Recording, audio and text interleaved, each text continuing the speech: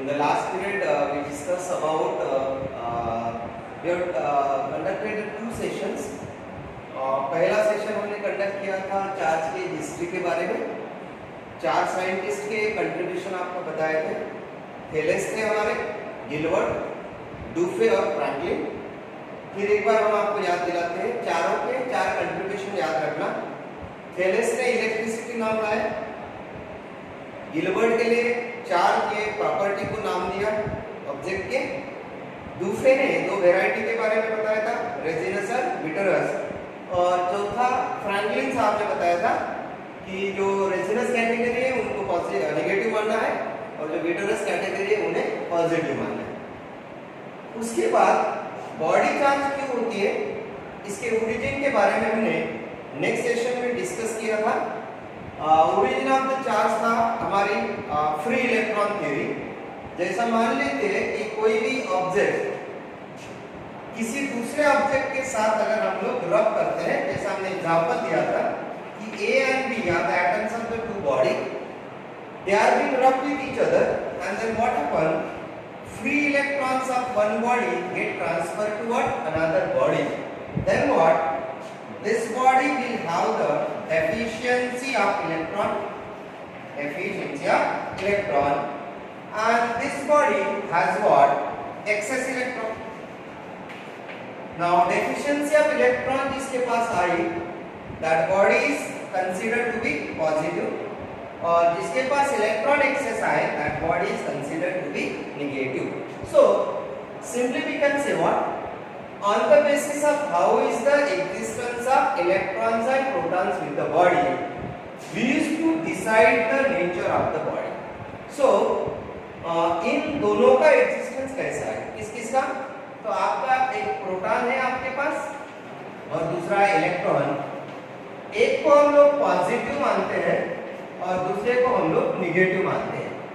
यह पॉजिटिव और निगेटिव इनका एग्जिस्टेंस कैसा है आपके बॉडी के पास, ऑब्जेक्ट के पास या उसके एटम के पास, उसी बेसिस पे हम लोग बॉडी के तीन टाइप के नेचर डिसाइड करते हैं.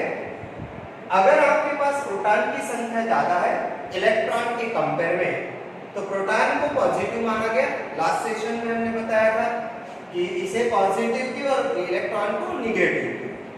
और दूसरा, अगर इनकी संख्या ज्यादा है तो हम उस ऑब्जेक्ट को निगेटिव मानते हैं, और दोनों की संख्या अगर इक्वल है, in that case the body is said to be the neutral body.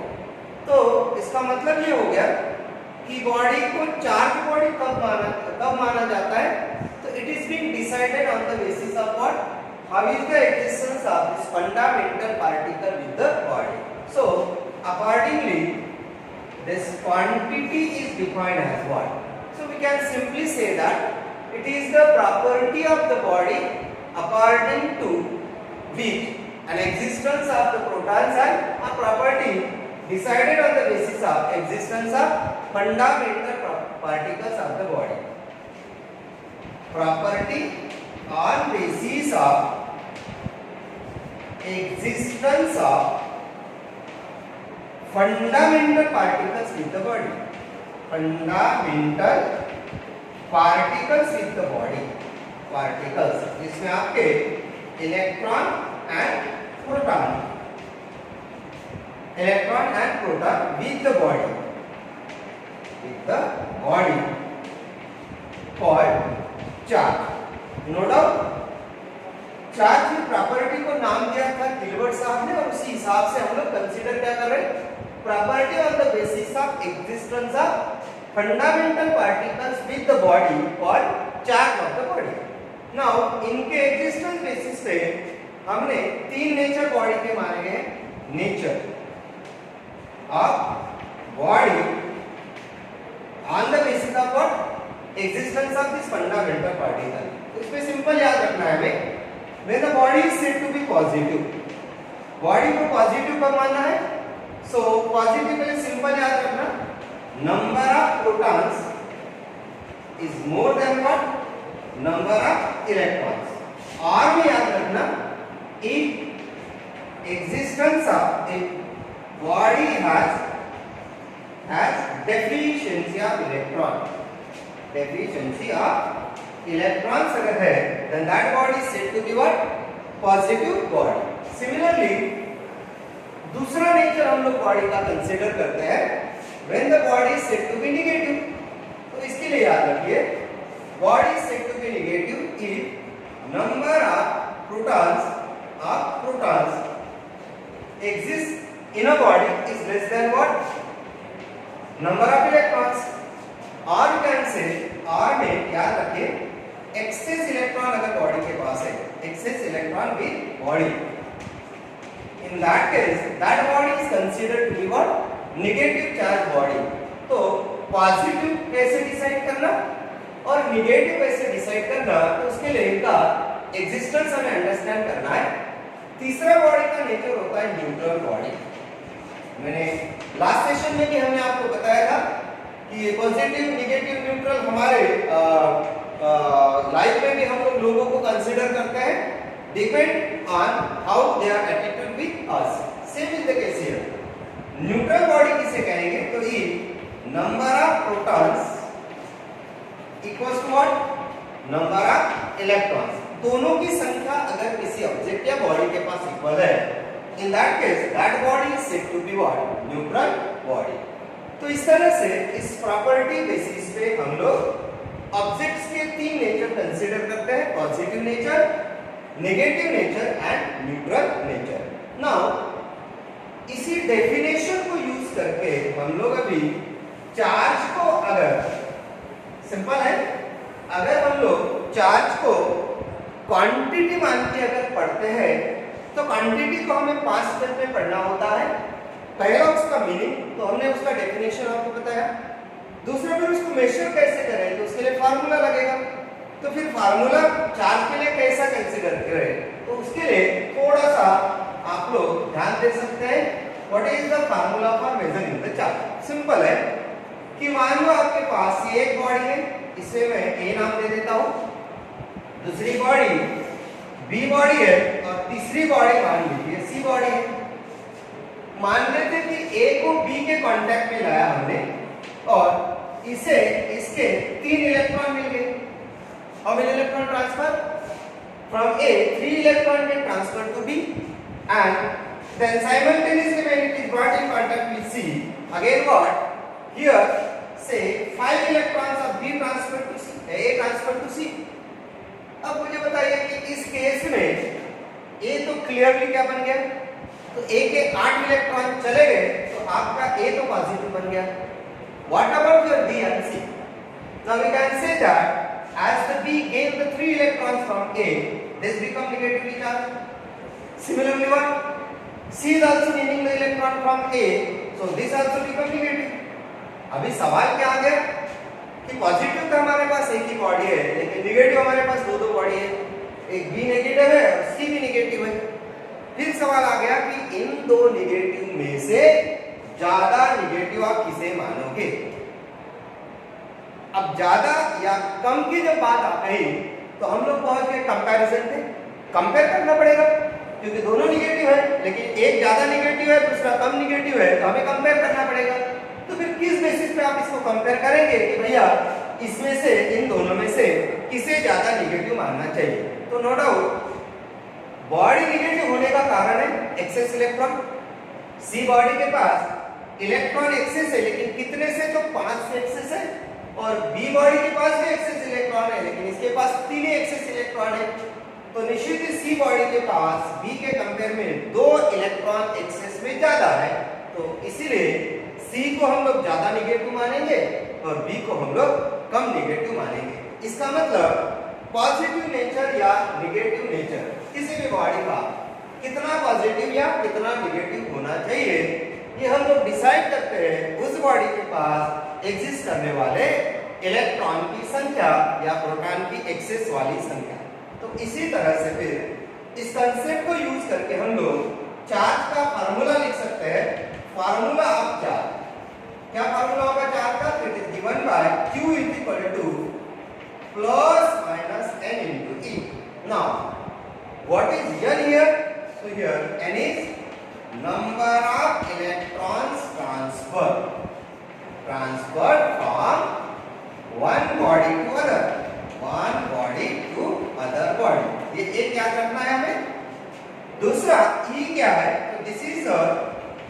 Charge बोलते हैं इसको, या charge of electron, unit value of the charge होती है। And this is estimated by Thomson given by 1.6 into 10 raised to power minus 19 coulomb. तो पहले बच्चों ये आपको याद रखना है, इस वैल्यू को इस साल और 12 तक याद रखना है। इलेक्ट्रॉन का चार्ज कितना होता है, सिंगल इलेक्ट्रॉन का चार्ज कितना होता है, तो 1.6 into 10 raised to power minus 19 coulomb. फिर सवाल आ गया कि पॉजिटिव और निगेटिव किसे क्यों लिया गया। तो जब दो बॉडी कांटेक्ट में आती है तो मान लो कि इसके अगर 3 इलेक्ट्रॉन इसे ट्रांसफर हो गए तो ये 3 से निगेटिव बनेगी, एट द सेम टाइम ये बॉडी 3 से पॉजिटिव बनेगी।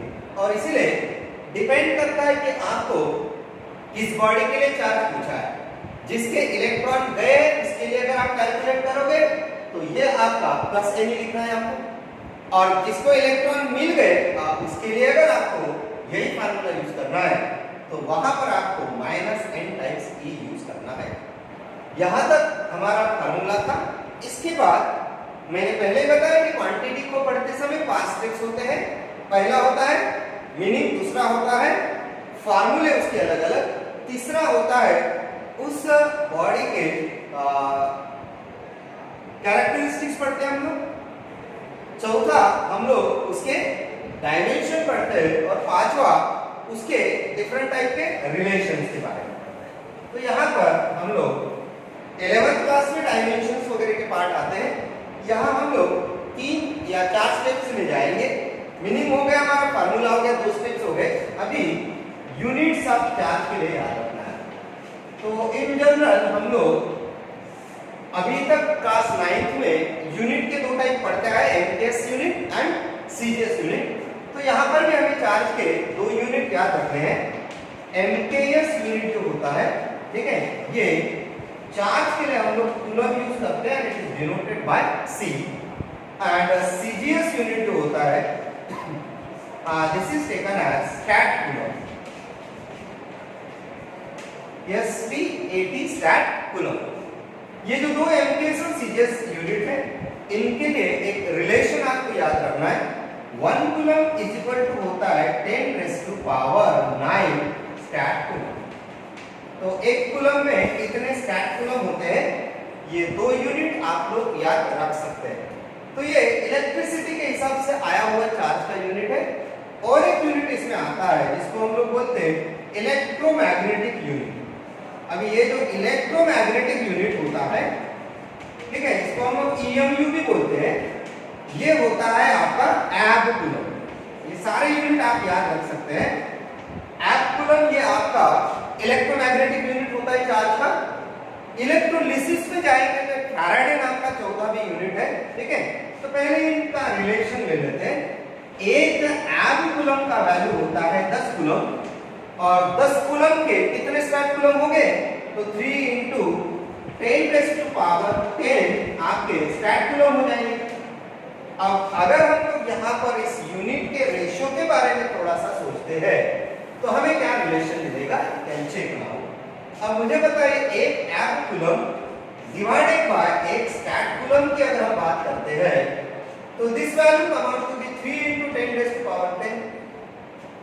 Can you not say that this is the speed of light in CGS system? आप लोग स्पीड ऑफ लाइट के बारे में पढ़े हो।